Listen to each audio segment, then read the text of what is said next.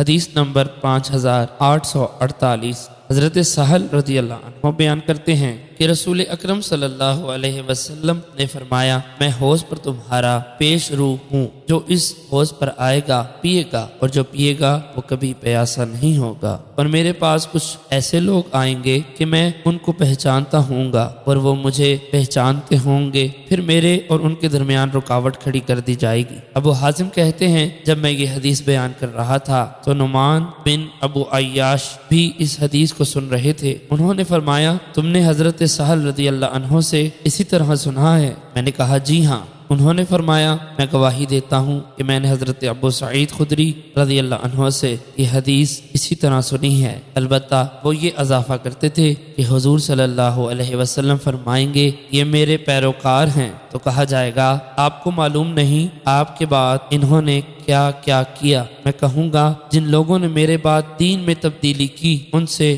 دوری ہو، دوری ہو۔